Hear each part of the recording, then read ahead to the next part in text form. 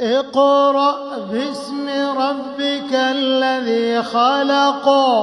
خلق الإنسان من علق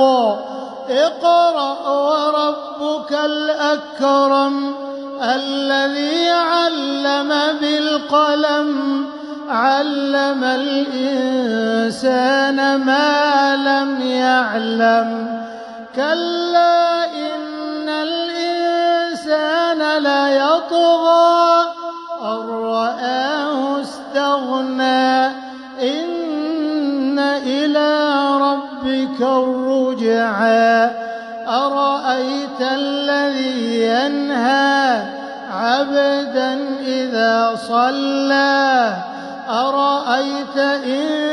كان على الهدى أو أمر بالتقوى